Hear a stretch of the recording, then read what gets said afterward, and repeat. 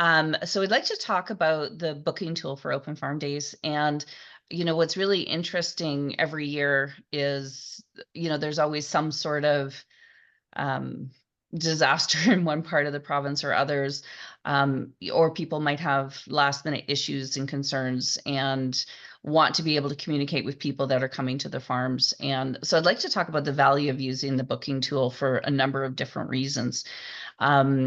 First and foremost, if there's any last minute changes you need to make to your event, whether it's timing, whether it's getting a hold of people that are coming because your road is washed out and people can no longer get there, something like that.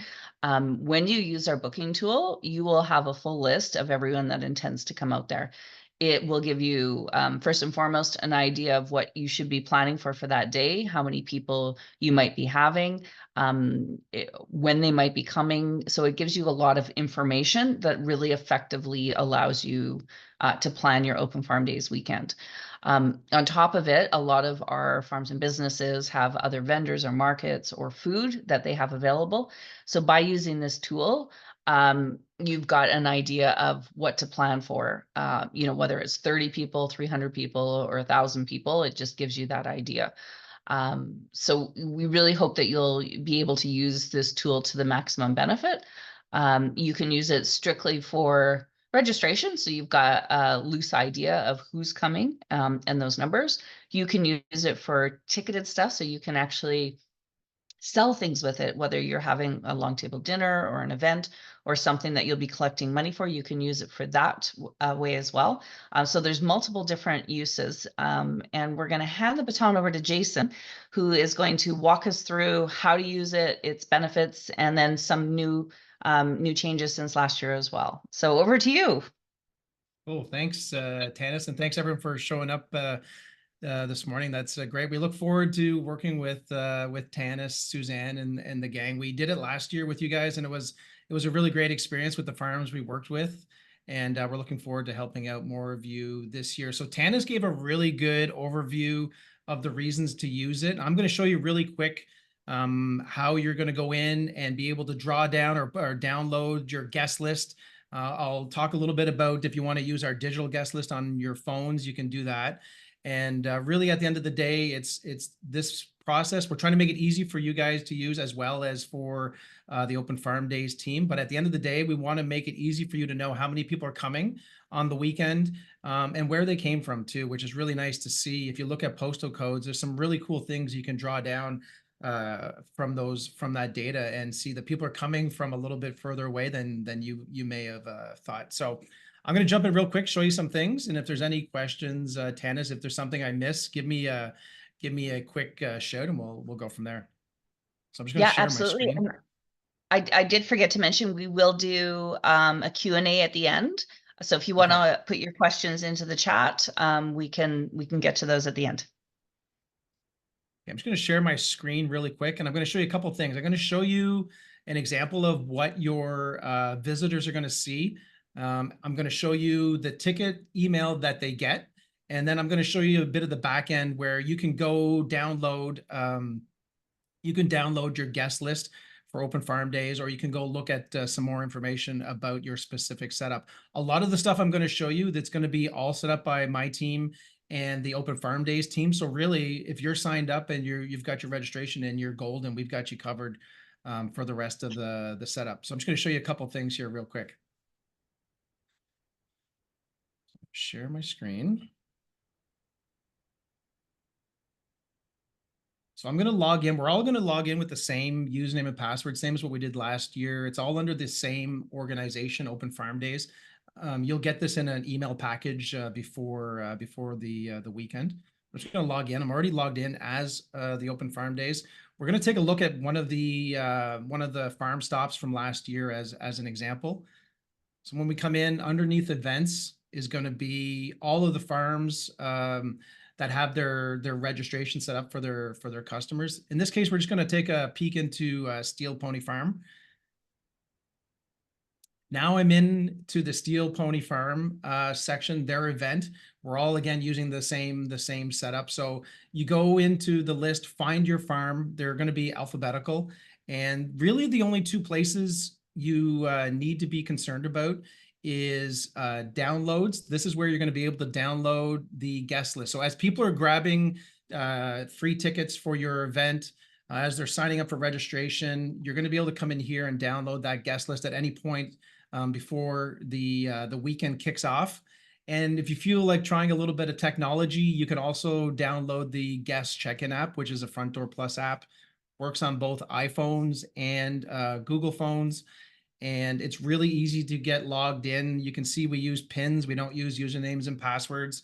And you could download that app, put in 3388, go find your farm in the list, and now you can actually check people in either by scanning a ticket, the QR code, or by looking their names up in a digital guest list right on the app.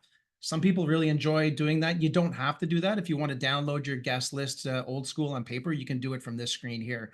So this will be under the downloads section of your event set up and under the Alberta Open Farm Days hosting on our site. Real quick, I'm just going to move an email into frame that is one that would be sent to people who sign up for your event. So in this case, I'm pretending to go to the Steel Pony Farm. It's actually from last year, but I'm pretending to go. So this is the email people are going to get. Really straightforward, to the point.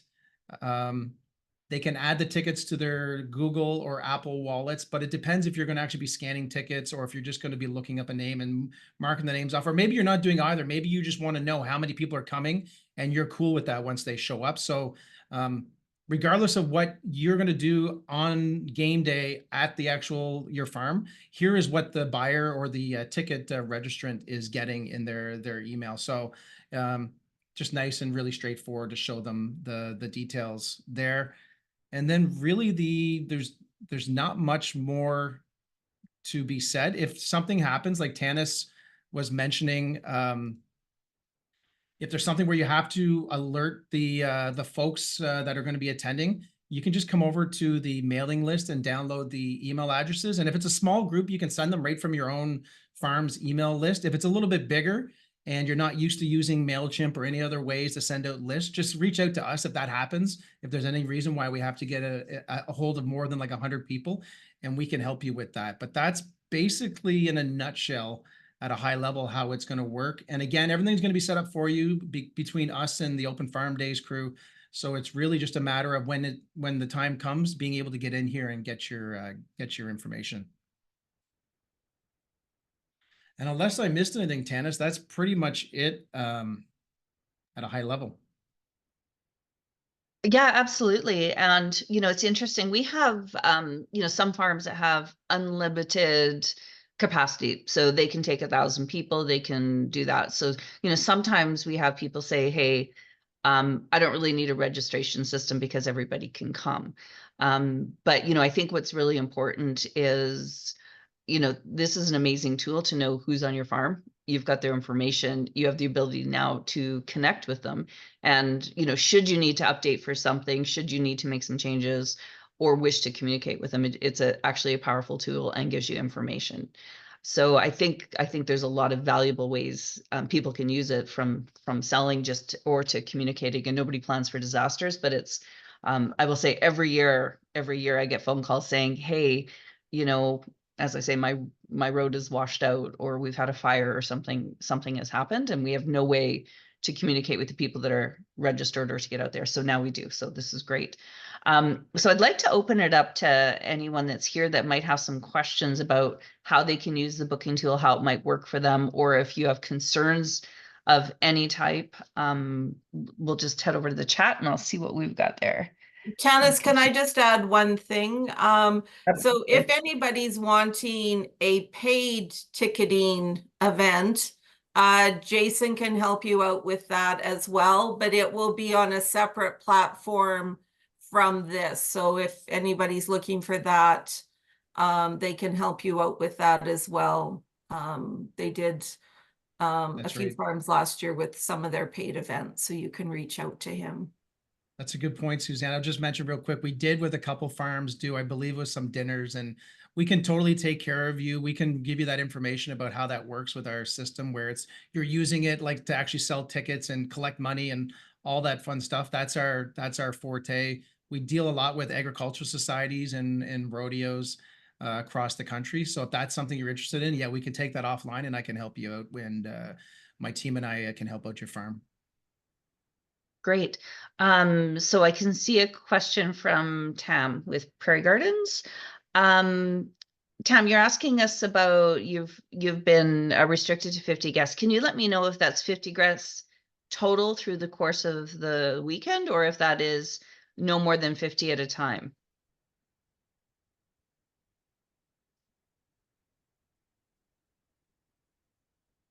A total of 50 cars per day. Okay. Well, again, if you utilize this kind of system, what you can do is you can set a cap at 50. So we can control how many people are registered and come. What we of course can't control is people that come. So the one thing I always say to people is a lot of people that are coming from further away or that might not be your regular clientele will be inclined to use a booking tool because they will sort of follow those rules. The people that we will never reach are your neighbors who have no intentions of signing up. They're showing up to support you, to help you, or they come on a regular basis. So those people are going to show up no matter what we do or say. But what we can control is the people that register. And then if you've got county problems, you can say, I participated in open farm days. I restricted it to 50. Here's my list. So it does give you a little bit of support on that end. But the floor is yours if you've got some questions and want to talk through anything. Yeah, I think what I'm asking is, will Open Farm Days contact Sturgeon County and just ask them if they would consider an exemption from regular business rules on Open Farm Days? Sure.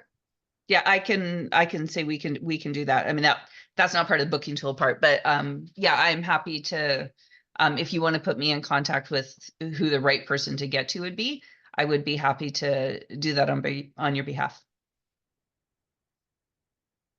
Great. One thing I'll mention too, Tanis, is and I didn't mention, is during the setup when we work with the Open Farm Days crew, we will know what your maxes are. So in your case, let's say it is 50 cars per day.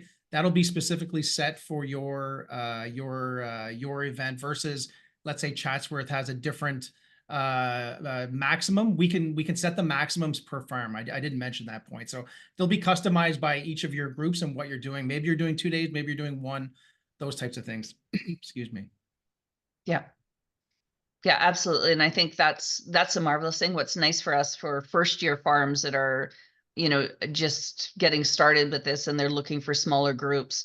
Some of our first year farms were able to use this and limit it to sort of 20 people within set timeframes. So it allowed them to have a small number of volunteers and to kind of dip their toe in to see, can I do this? And they had, I guess, a lot of confidence moving forward, knowing that they weren't suddenly going to get 1,000 people at their doorstep, which would be overwhelming for a first year farm that wasn't set up for that kind of volume.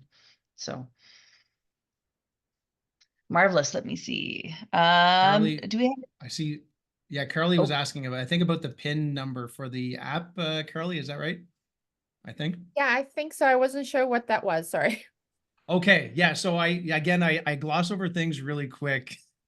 My team usually slows me down and says, listen, Jay, you should tell them some other things, but they're not here to keep me in line. So the website that I showed you, you're going to get a username and password to log into that, a regular username and password. And we're all going to be sharing it because we're all underneath the same Open Farm Days. We go in and we can see our specific farms set up and stuff. The code you saw is if you decide to use our app to scan people in or to look them up. Oh, Jay showed up, Jason Roy. You can look up in the phone, you can tap that I actually showed up. We don't like username and passwords on our apps because a lot of the times it's volunteers and the average age is a little bit higher. So we want to make sure it's easy to get in. So that 4-digit PIN you saw, it would be the PIN you would use on game day, on farm day, to get logged into the app. I should have made that clear. Yeah. Trying to make life easy for the volunteers that are helping us out, usually on site. Awesome. Thank you. So you'll get a little package there, Carly, closer to the weekend, that'll have a lot of this stuff. There'll be a video if people want to watch and see how to use the scanner app. Again, that was designed for agricultural societies and rodeos, so it's very much in tuned to be easy, big fonts. big buttons, those types of things, right? We know the audience that are using them. Awesome. Right. And I think last year, while we did have that technology, I think there's only a couple of people that scanned people in because it's that free event. Most people just used, they just had their checklist there, and it was just a bit of security knowing how many people they have coming, so it was sort of used more as information for you. So there is no requirement on our side to check people in. There's no requirement to manage that guest list, but it just allows you to have that idea of who's coming. So, and of course, we know obviously sometimes we have people that register that don't come. Something has come up and they can't make it any longer, which is fine, but it still gives you that idea. Great. Do we have any other questions about the booking tool? So curious about the system. Would it work with our Marketo registrations? I see Charlotte. I can go if I'm allowed. Hi, how are you? Good. I have one question. We love using the registration tool. We find it incredibly important from the side of knowing exactly who's coming. We send out a bunch of email reminders to those people who registered so they know how to get to our farm. They know everything that's involved. And it also helps with the sponsorship side of things. So I can tell our sponsors that, hey, we have this many people from this area coming. So within that, I am wondering if there's a chance to even get a little bit more specific into those demographics. So having people select what part of the landscape they fall into. Are they a neighbor of ours? Are they a fellow farmer? Are they from a rural community? Just some of those maybe targeted areas. So that would be something really cool that I'd love to see added, so that even if people say they're from Vermilion, I don't know. And I mean, Vermilion's a really bad example to use actually, because I know everyone who's from Vermilion, but if you're from, let's say, Lacombe, for example, are you someone from Lacombe who's coming to our farm, who you live in town, you've never been to a farm before, or are you coming to Lacombe and you're a fellow farmer? So those are some of the pieces that I would really like to get into a little bit more, so I can get a really detailed breakdown of who our audience is. That would be something that I would really love. Yep. We can do that, Charlotte. Those are, we call them in our world checkout questions, right? So we can Yes. ask more questions. You've done that in the past a little bit, right? With your waivers and stuff like that. So Yes. very, that's exactly the right path. So what we would do, I think, is we could kind of see, like, overall, probably farms are going to ask the same questions. So Mhm. I'm seeing like Charlotte and Chatsworth, they're going to be asking certain questions, right? And then the other gang should look to that and also think about that, but that will make that an option by farm. And then my crew will preload everything in. But I love that idea. The only thing I tell people, and you would know this, Charlotte, from your background, is try not to ask too many questions, because that you're usually holding your ticket hostage at there's like a fine line there, but it's really important to try to grab that information. And if you're cool about it and you say, listen, this is why I want to know, then people will actually give you like legit information and not just go down like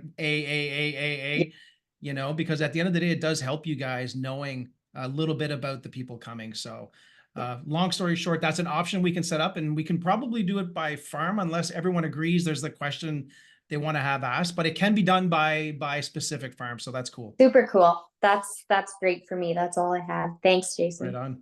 Hey, right on.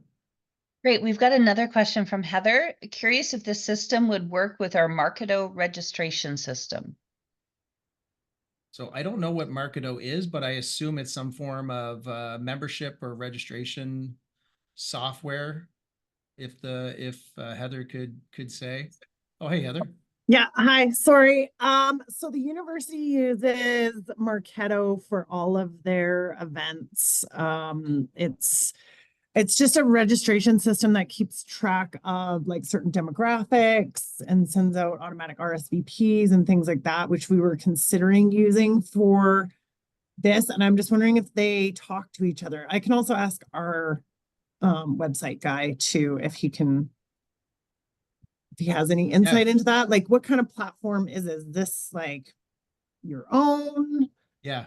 Yeah. So I should mention, I'm one of the, yes, I probably should mention who I am. So I'm Jason with Front Door Plus, which is an online ticketing platform.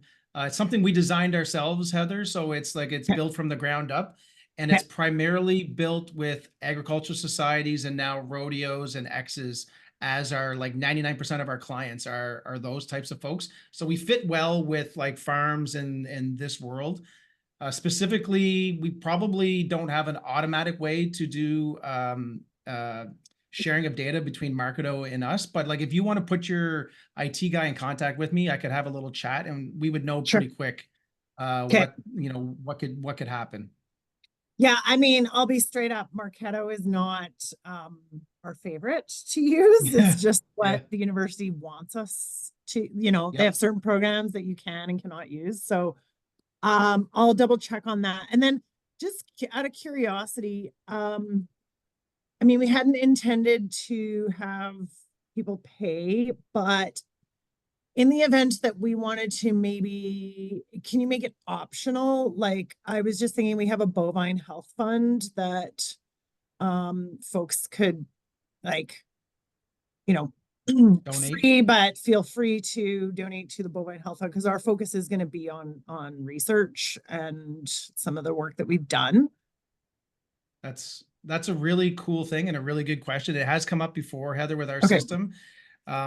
Locally here, we work with the Shepherds of Good Hope, which is a not-for-profit, and they want to be able to have a donation. So like, you pick a ticket and then you add on and you donate.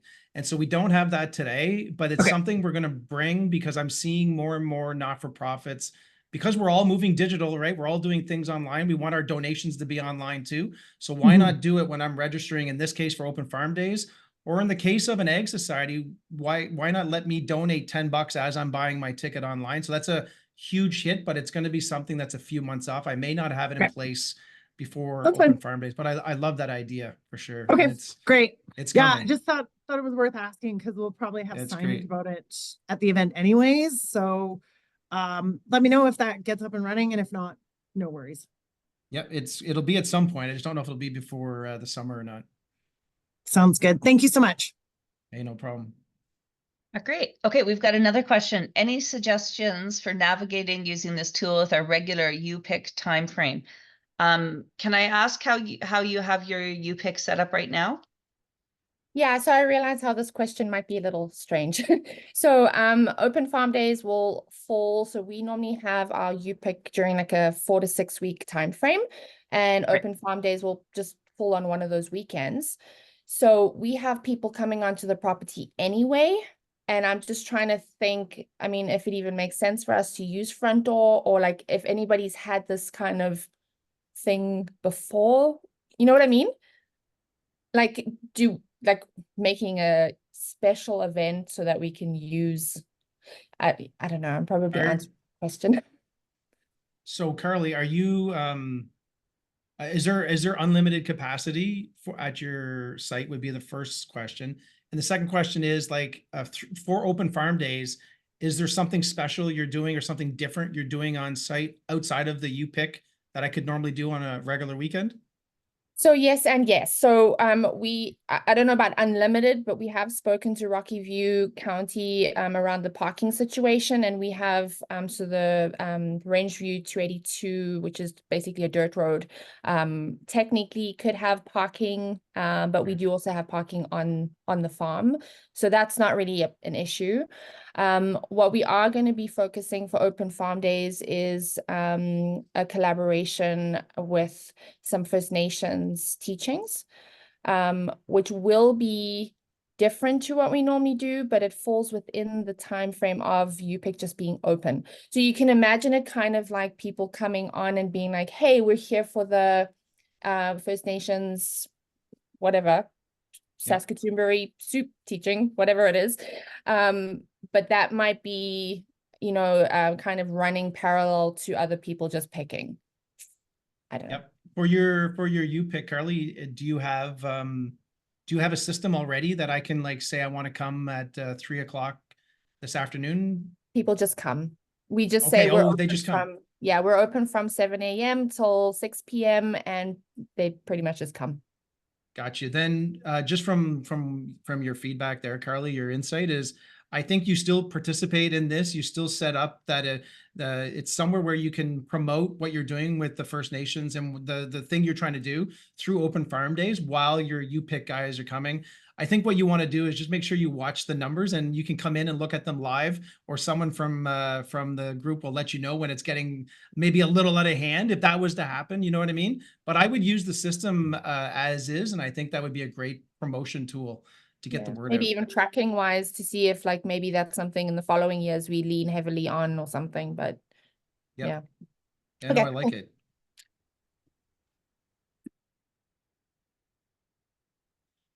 And that's great. Thanks for sharing, Tam. So she's just shared how she has managed some of her UPIC stuff through Open Farm Days as well. All right. Now, do we have any other questions about the booking tool, how you can effectively use it, limitations, other things you might be able to add on? So what we will do is we will reshare this video, and then of course we have some other materials that will come out to you, so you'll be able to tinker with it, take a look at things, understand fully how it's set up. And then if you have any issues, of course, we'll be here to help walk you through that. So it's just, we're delighted to be working with Jason and his team. Is just an extra way for us to get a little bit better at what we're doing, and then also to have access to understanding who's coming, where they're coming from, and now that you have all that information as well. So wonderful. Well, thank you so much. We appreciate you joining us, and we will be back in touch, and we'll move on with the rest of our program. If anyone has any questions, you can always reach out to Tanis, Suzanne, or they'll give you my direct information or my team. And we're really, at the end of the day, the Front Door Plus is just here to make sure that whatever experience you're trying to put on at your farm is a good one for the people. And there's an appetite for people that want to get out of the house. So it's a really cool experience for my team to help you guys out. Wonderful. Well, thank you so much. All right. See you guys. All right. All right, well, bear with us for a couple minutes. We'll just get transitioned over to the next presentation, and we'll start up with the food in about 2 minutes.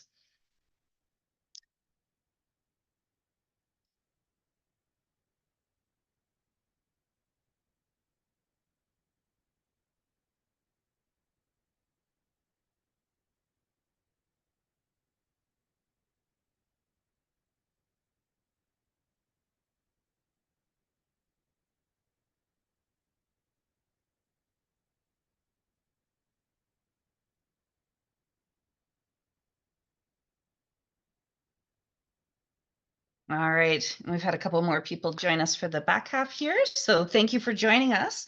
We're going to talk a little bit about food on the farm for Open Farm Days. Can everyone see my screen? Are we good? Thumbs up?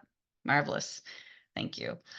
All right, so excited for this year for Open Farm Days, and we're going to talk a little bit today about food on the farm. But to kick things off, we've got a couple of changes happening with the Open Farm Days organization, so I'll run through our list very quickly. Suzanne Kelly, who is online here today as well, is still our event coordinator. Chris, who works with Alberta Ag Societies, joins us seasonally to work on our Open Farm Days events, so she'll be helping us with web and some outreach and things like that. Maria does our marketing and membership, and I do regulatory planning and culinary. Nicola Doherty, who has been our marketing person, is sadly leaving us.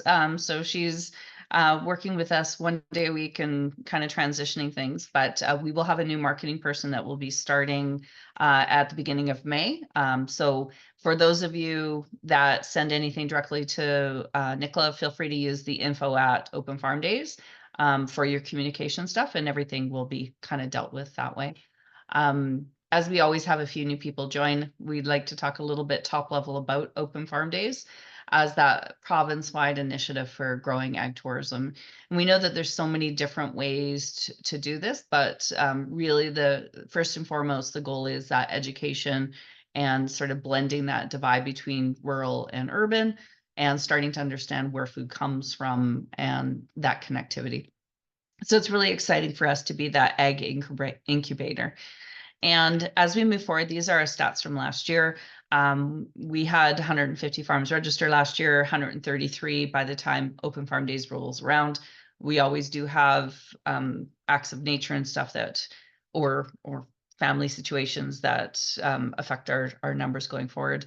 Right now, we're actually sitting at our registration from last year. So this will be probably one of the biggest years for Open Farm Days that we've had yet. So we're very excited about where things are going and the interest and engagement. A little bit of information about how much people are spending, how many people are traveling. Of course, our information is self-reported by the farms and also collected by visitors. So these are not exact numbers; these are reported numbers that we're sharing here with you today. But it gives you a little bit of an idea. But what's exciting for us is we can see that year after year we're gaining more farms, and also our visitors are spending more money as they start to understand the different things that are available. And of course, we still have our farms that are not using this for a monetary reason. They have free events, and their goal is just the education part, which is marvelous as well. I always do have people asking us, is it important, and do we have to sell stuff? And the answer is no. It's just know that that is an opportunity for you. New for this year is our new local artists. So this is a program that we started a couple of years back. So we have a local artist, Kaylee Ray, who's based out of Edmonton and has done this adorable alpaca for us for this year. And just an opportunity for us to tell different aspects of storytelling around agriculture. So that's kind of where we're moving for this year. So a little bit of information. Using Front Door provided us great access into people that registered and attended during Open Farm Days last year. So it allowed us to do an outreach to them and ask them questions. What did they enjoy? What didn't they enjoy? What did they want to see more of? What's important for them? And so some of the intel that we can get out of this is quite exciting for us. What we found, what our consumers are asking for, they are looking for vendors. They're looking for honey. They're looking for eggs. They're looking to buy local proteins, cheese, beer, mead, and wines, and fresh produce. So looking for those U-picks. When we ask the question about what are more things that you'd like to see from Open Farm Days, and what did you enjoy from last year, these ones are direct quotes, but eating a pre-made picnic basket on a beautiful hilltop, buying food that you can eat right there, barbecue, purchasing lunches, food trucks, markets to buy from, having food on site. So we know that people are very interested in having food and purchasing it. What's interesting when we take a look at trends, I put it into two categories here, and these are global 2024 trends. So I've taken both agritourism and culinary tourism and put those two pieces together. I think it's kind of interesting to see kind of what's coming. And when we look at agritourism, the number one trend right now is farm to table experiences. So we know that culinary is kind of driving that. The other thing that people are looking for when they're visiting rural destinations, on-farm ag education and workshops. So they want to learn how to do things. They want to be a farmer for a day, all sorts of stuff. They want to learn about sustainable farming practices. And then they want to do hands-on activities. So corn mazes, pumpkin patches, U-picks, those types of things. Increasingly, we're seeing more people that want to go and stay on a farm, which is very exciting. So we're starting to see new developments in that area, even in Alberta, which is kind of fun. One of the tools they want is they do want to be able to go online and book direct with these places. So they are looking for that. And I know for a lot of you that are new to agritourism and just getting into it, that's something that takes a while to develop that, that digital piece of it and how do you book things. So, but it is something that the consumers are looking for, just to be able to book directly with you. And then culinary and wine tourism was the seventh trend for 2024. When we switch over to culinary tourism, it's kind of different. So culinary tourism are defined as people that are traveling more than 40 kilometers specifically for a food as their goal. So that's the motivating factor, is food and drink. So when we're looking at food and drink as a motivator for tourism, they want authenticity. So they're looking for a real food story. It's got to have some teeth to it. They're looking for hyper-localism. So they're looking for that local ingredients. They're looking for, this is culinary tourism, so it's not all ag centric, but so they are looking for like house-made stuff. So if they're traveling to restaurants and things, again, they're not looking for things that come out of a truck from Cisco. They want stuff made in-house. They're looking for food and cultural diversity. They're looking to be educated and entertained on those types of things.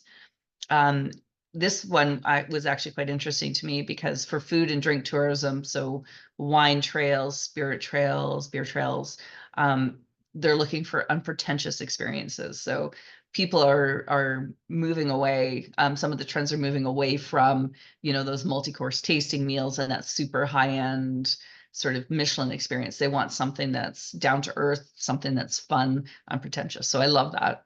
They're looking for foodie field trips. They are looking still to influencers and social medias as their conduit for information. So something to be aware of. Those trends continue and they're strong, and still expecting growth in those categories. Health and wellness tourism. People want to travel to learn about ingredients, and they want to learn about the history stuff, which really bodes well for rural destinations and agritourism. Traveling with chefs. So those are kind of just some of the things that we're seeing, both trends of agritourism and culinary tourism. And as you start to think about your own farm and your businesses, it's kind of helpful to know what that tourist is looking for. This isn't necessarily the profile of all of our tourists, but this is that sort of big picture of what you can consider. And a couple of things that for those of you that are kind of new to figuring out what your farm flavor is, we'd like to promote what we call Taste a Place. And really it is about developing these experiences that reflect who and what you are. So what is grown on your farm? What is grown in your region? What are you producing? What is your background? Where do you come from? Is this part of a cultural story for you? So this Taste of Place is really where the growth, and we can see it in the authenticity about wanting to know the food history. All of these things sort of cycle back. So the opportunity, as you start to think about, well, I think I want to do food, but what should I do?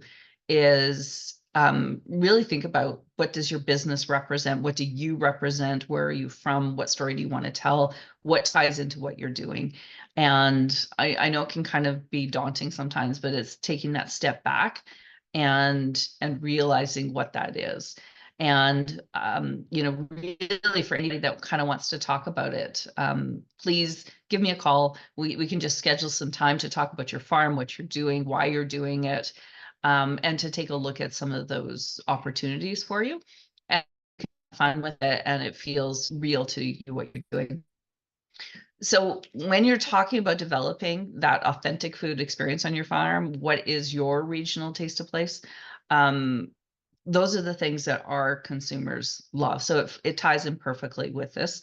The feedback that we've had are things like, oh, I love the yak chili. And, as a yak farm that had figured out how to work with Alberta Health Services, they used the local community kitchen, which was, AHS approved, and went there, made the chili, brought it back, served it on the farm. And honestly, some of those food experiences can be as simple as that, and people love it. Great feedback on Sloppy Joe's, get sold out every year, bison burgers, bannock, honey tasting, things that are from that farm or from that region or from something close by. That's what our guests love. And they feel like they're getting that authentic special meal. They will look for and appreciate that as much as, a fancy meal from a restaurant as well. So what are your options when you're starting to think about doing food? The first one is do it yourself. Develop your own food program. So, come and talk to me. But you can make your own yak chili. You can make your own Sloppy Joes. You can make your own, whatever that is. We can talk through it. We can work through the HS forms together and kind of get you market ready to do something. Why would you do that? You would do that if you're interested in kind of exploring what's next. For the yak, they sell their ground yak, their ground beef. And but people were curious, what does it taste like? So this opportunity to sell a yak chili allowed the consumers to taste it, and then actually it boosted the consumer sales. So they weren't making food just to make food, they were making food as a strategy to sell their product and to educate people on what it tastes like. So kind of that's why you would do the do-it-yourself approach. The other reason you would do it is once you've gone through that AHS stuff the first time, then everything else becomes very easy. You've got a contact there. It allows you to kind of expand and explore it. So the first time takes a bit of time, but ever after that, it's simple. So if you want to do something for Open Farm Days and then you want to do, you know, a winter market and you want to do something else, it allows you to kind of explore it that way. So that's why you would do it. Other things that you can do, you can work with a local food truck. If you get in touch with them early enough, they can work with your farm ingredients and you can still have that taste of place reflected through that truck. That expands your reach, and it also kind of hands off some of that responsibility to somebody that does it professionally. When we're dealing with food trucks, and I've got some separate information on this, so you can feel free to get in touch with me, but some food trucks have minimums. So if you're using a booking tool, it's great. You might know, okay, we've got, you know, 300 people that are registered. So you can talk to your chef or your food truck and kind of let them know what your expectations are in terms of numbers. And that can help you, you know, make some decisions about what you want to do and how you want to do it. And lastly, you can work with the chef to be on site for your food, to serve it, much like with a food truck, or you can work with them, as some of our farms have done, and pre-arranged picnic baskets that can be done for pre-order. Again, something like this could be set up through front door, or you could just have them on site to be purchased the day of. But that allows you to have worked with somebody who has a commercial kitchen that can prep all that stuff and have it ready for you, and then you can do it that way. So the starting place, here is where I would invite you to kind of look at the list and figure out where you want to start. Ask yourself, why do I want to sell food? And that's the first time, or the first question I ask any business is, why do you want to do this? And it helps us to kind of determine maybe what the right path for them might be. How many people do you anticipate? Again, if we use that booking tool, you probably have a bit of a good number. Your food offering doesn't need to be offered all day. Like some of our farms will do a breakfast, some of them will do a lunch, some of them will do a dinner, some of them will have, you know, sort of burgers available between set times. So kind of figuring out what you want to do will be really helpful for your planning, figuring out your price point, you know, developing a strategy for what your markup should be and how much you should make off it. One thing that I always invite people to think about is pricing something that your neighbors would be happy to pay that amount for too. So sometimes we have people that will put very ambitious prices on, say, a long table dinner, and they don't necessarily have the clientele or visitation for it. And then they're not too sure why it didn't sell. And really, when we take a look at building programs, we always say, think about a person be willing to pay for something. Would your neighbor buy it? And a lot of times we'll hear back, well, no, my neighbors would never pay that kind of price. So, you know, being sort of realistic with your pricing, and I can help you with that model as well. Do I want to pre-sell? Because I can avoid having, you know, too much extra. So we had some businesses last year that they pre-sold a bunch of things and then said, you know, I know I'll get some pickup day of. So they made their plans with a chef, built picnic baskets, took orders for X number, and then had an extra 20 there so that they could, you know, accommodate some people buying last minute, but it kept them happy with, you know, what that would look like without feeling overburdened by what might be left over. If I sell my food, how does it support the other things that I'm doing on my farm? So create that direct link. Those things are, you know, those things are really important. That it's not just be about the food, it should be about something so much more. Is there someone that I want to work with my products? And it was interesting, we were chatting with somebody who was wanting to promote their goat meat, and we're quite disappointed. They had brought out a chef and the flavors and stuff didn't work. Chef didn't really know how to work with the goat. So, you know, sometimes when we're looking at those things, is trying to partner with the right people and So my recommendation in that situation was, well, there's a lots of different cultures and stuff that will use goat meat. So if you're looking for some curries and things like that, go visit some restaurants, try out what they do, and consider inviting somebody that's a match with your product. So it doesn't have to be a goat curry, but think that way so that you have a bit better of an idea. And really just sort of figuring out like, what is your plan for it? So at the end, before Open Farm Days kicks off, really what we'd like you to have an idea of, you understand what permits that might be needed. You understand how you want to perhaps either sample food, sell a picnic basket, serve a barbecue. You understand what comes with it, how you can work with a food truck, how you can work with a caterer, how you can do your own food working in an improved kitchen, how you can sell your own meats, how you can set up a vendor market or sample local craft products. So there's lots of different things that you can do with food or drink. Some of these require permits, some of these don't. But there's lots of different ways to be able to share your products and share your taste of place with our visiting people. And ultimately, as long as it reflects your story, I think you're on the right track. So find your story and have a lot of fun with it. So happy to open it up to any questions that people might have. And also, I think everyone's got my email, but it's tanis@foodtourismstrategies.com. And I'm happy to book one-on-one meetings with everyone to talk about your food stories and what you might want to be doing. So questions, anyone? Love this. Thank you. All right. So I have a Does question. Yes. Hi, Tanis. So I love that you've gone over this, because to be honest with you, this is something that we've actually held back on, and I'm going to just say it, for a number of years, just for the for the fear of like, what permits do we need? Are we going to make something that we aren't allowed to? You know what I mean? It's really about the permits Absolutely. thing. So is your suggestion just really there, just having a one-on-one and looking at each item? Yeah. Yeah. I am happy to walk all of you through what your thoughts are, what your plans are. I can help you sort of massage them a little bit and develop them. And then once you have a path that you want to take, let you know what kind of permits you need, and then put you in touch with the right people so that you can move forward. We have, last month we had a workshop with Alberta Health Services, and we do have that video as well. We have links to their stuff. And it's kind of funny, the first time you fill it out, it is a bit daunting. Because they're asking you for, well, we need a map of your farm.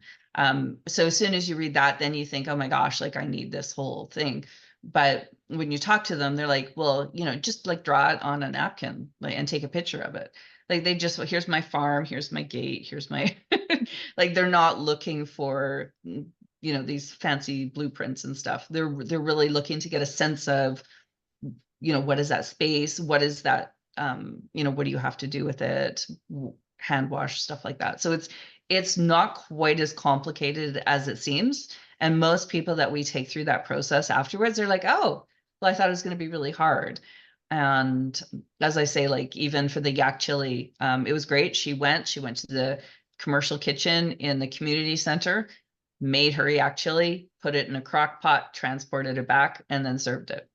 And she did the food handling thing first, and then was able to do that. And she's like, oh, I thought this would be really hard. I will say sometimes working with AHS, there's all the different zones, and some zones are amazing and they're great to work with, and others they're not quite as responsive. And sometimes you have to kind of keep poking them, but for the most part, they're really great, and they're there to help you, and they're not there to catch you doing something wrong. They're there to say, oh, okay, well, if you're going to do that, here's what you need to do. And ultimately, they want to know, how are you keeping hot things hot, cold things cold? What are you using to sanitize? And do you understand like food protocols to avoid foodborne illness and stuff like that? So really, it's like they're really good partners. So, but yeah, absolutely. Like email me, we'll set up a time to chat, and we explore the ideas that make sense. And some things don't require permits too. So if they're low risk foods, you don't need permits, and there's no cost to the permits when you do need them as well. Okay, awesome. Thank you so much. Great. How do we sign up for a chat with you? Yeah, send me an email and we'll book a time.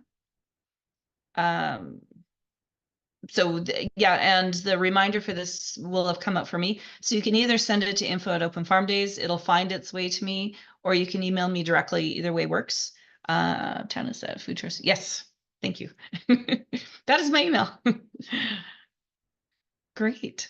Does anyone have any ideas that they want to put forward or that they want to share with the group? Some people might be thinking the same things. You're welcome to unmute and do that. But otherwise, we're 5 minutes to the top of the hour, and I can take the independent questions offline. I can share some ideas. Absolutely. So we've got a Saskatoon Brew UPIC, and something that we've noticed, and I think this might actually be a tip for everybody. You know, we open at 7 a.m. in the morning. Sometimes people ask us if they can come even earlier, and most of the time people have a Tim's cup in their hand. So what we've been talking about, and just like starting to think about, is we have the space around our dugout to set up some tables and some little umbrellas, cutesy little things, and maybe start offering, like Saskatoon berry scones with a coffee, because then we're not only directing them away from Tim's, but also bringing in income to the farm, which is easy, just setting up like an urn, and it's great. So fine, I spend a little bit more time in the kitchen. What else is new? Pouring more love into our community, so utilizing not only our farm produce, but then bringing something, made with love and things like that, just as an add-on. So yeah, those things are great, and those are the kinds of things that our consumers are looking for. It's like, what is that taste of your farm? And even recipe cards and things like that, because if they're leaving with a bucket of Saskatoons or they're buying berries from you, they can take them home and recreate that scone that they had there. Exactly. So yeah, I mean, those are great things, and absolutely. I mean, we have lots of our consumers are different. We have lots of young children, young families, we have seniors. And this year we're actually doing some additional work with seniors and bus groups and stuff like that. So like it's going to continue to kind of expand, and the profile of our consumers are going to continue to expand as well with the programming. So, but that is exactly what they want. They want to taste something authentic from your farm. That they'd be thrilled with that. I have one I can add as well. We do the recipe cards, which are really popular and just gives people that understanding of what it is and how to cook it. And then for our taste of place, we offer a barbecue, and the hot dogs that we serve are made with our beef. And then people can go back, they can buy those hot dogs. We do a tour of the cattle so they see where the hot dogs come from. And then we do a lot of toppings. And those aren't always made with our vegetables, but we work with our local co-op, and they bring in Alberta grown cucumbers for the relish, onions, all of those things. And the buns are made with our flour too. So it's a total taste of place as far as the main hot dog is concerned, and then just Alberta in general with the toppings. And people really love it. And we sold out last year, so we have to do more this year. Yeah. I will say that's that is some of the feedback that we had from our survey was, well, I got there, but they were already sold out of the food. And I completely understand from both sides. So our consumers are all excited to come out and try that. And then they get there and the barbecue's done because it's sold out. But from the farm perspective, you're like, I don't know how many people are coming. I don't want to have all this food left over. So that's why we're hoping to more effectively use this registration system, because if you're looking at it and you're going, okay, I've got, 100 cars registered and each car has 4 people. I've got 400 people coming. It allows you to start to think about, not everyone's coming for lunch, but what is a reasonable number? So you can come up with a percentage that works for you and figure that out, or work on the pre-sale stuff as well. But, a lot of people are making a day of it. And it's interesting. So our survey showed us, we've got some people that are going to a single destination and they're planning to spend the whole day because it's a mega event. And then we have other people that are looking to, visit multiple places. So we know that, you can't eat necessarily at every place. But, if you're having a sloppy Joe here, you might have room for actually a bison burger 2 hours later because you're still on the road. So, food is a fun aspect of it. It's Suzanne. So another thing that we can do as well is on your profiles, if you are limited to how many people you want to feed. So for example, if, there's a free burger for the first 100 people, definitely put that in with your profile so that it's right up on the page when the visitors go look at your profile page. We can definitely add that for you as well. Yeah. Or even, lunch will be, we'll be having hamburgers and it'll be from 11 till 1, while quantities last. Yeah. So, our people aren't always thinking that you're not a restaurant and you just don't have unlimited supply of things. So, if they have that in the back of their minds, that's good. But a lot of them, they're not bringing picnic lunches of their own. They're coming out and they want to be able to buy stuff. But that's also where the vendor tables and stuff come in handy too. So what some of the consumers were asking for was the ability to be able to purchase stuff directly from vendors that they could eat as well. So, whether it's berries or vegetables that are washed and ready to eat. And, one comment was, I bought a whole bag of carrots and ate the entire thing that day, and it's funny, but people are like, oh my gosh, this is exciting. So if you're selling produce and stuff, have it ready to go in some cases. Wonderful. Well, thank you everyone for joining us today. As always, if you have things that you're looking for that you would like us to talk about in these sessions, always welcome to submit those to us. We will be distributing links to this afterwards for people to look at. And then we'll have more information coming out from Front Door of how you can work with that booking tool, and lots more information coming from us. We will be closing up the registration, as I mentioned, in about a week's time. So after that, we start to move on to flipping over our website. Things will start to reflect what's happening for 2024, and we start our marketing. Yeah, absolutely. Go ahead. Sorry, it completely just popped in my brain. Is there a confirmation somewhere of whether we've registered or not? Because I know that I keep showing up to these and I know that the intention has been to be a part. I just cannot for the life of me remember if we physically registered. You should have received a confirmation email and it might have gone to your junk or spam folder, but everybody would have received a confirmation email once you registered. Which farm are you in? I can take a quick look right now. We're called Prairie Berry YYC. Because I haven't received an email at all. Prairie Berry. Yes, you are registered.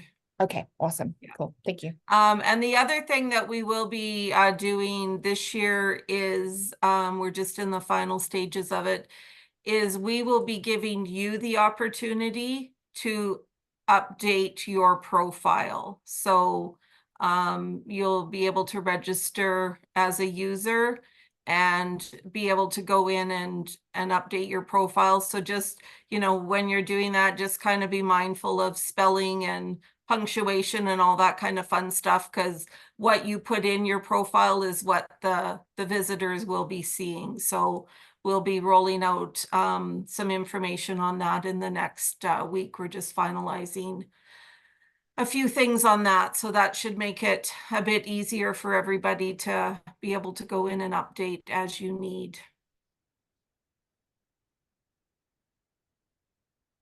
All right, and I just plunked my email, and I just got a note, my my Gmail might be full, so I will clear out some space. But yeah, I still have a little bit of room, but you should be able to get through to me that way. And I've also put my phone number as well, so feel free to call me after the call as well.